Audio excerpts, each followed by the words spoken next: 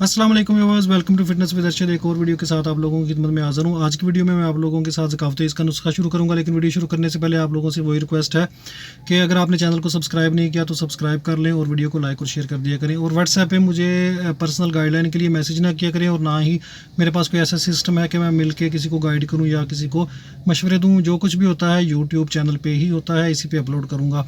आज का जो नुस्खा है वो ज़कावत इसके लिए है। इस ज़कावत इसका नुस्खा मैं ऑलरेडी पहले भी अपलोड कर चुका हूँ। असगंध, स्थावर, तमर हिंदी और बुदारी कंद वाला। तो काफ़ी भाई कह रहे थे कि भाई उसका जो रिज़ल्ट है वो 50% के करीब है, तो कोई अपग्रेडेड नुस्खा जो है वो शेयर करें। आज आप लोगों के साथ अपग्रेडेड नुस्खा शेयर कर रहा हूँ। इंशाल्लाह इसका आपको 80-90% तक फ़ायदा होगा।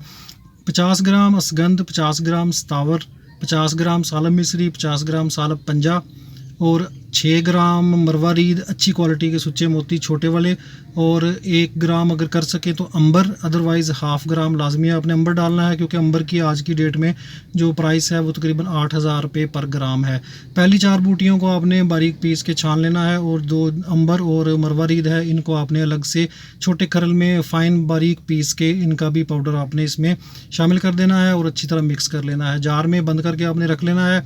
सुबह, दोपहर, शाम 3 टाइम खाने के तकरीबन 3 से 4 घंटे बाद आपने नीम गर्म दूध के साथ 1 टीस्पून से लेके, अगर मर्ज़ की शिद्दत ज़्यादा है तो 1 टीस्पून, अदरवाइज़ हाफ़ टीस्पून आपने ये खाना है। 1.5 महीना 1 महीना खाएं, इंशाल्लाह इसका आपको बहुत फ़ायदा होगा।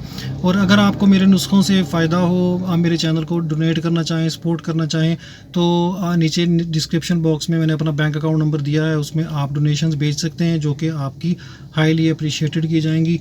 क्योंकि मुझे मेरे चैनल से फ़िलहाल कोई इनकम नहीं होती, तो अगर आप डोनेट करेंगे तो मुझे उसकी काफ़ी सपोर्ट होगी। तो अगली वीडियो तक के लिए मुझे इजाज़त दें। अल्लाह हाफ़िज़।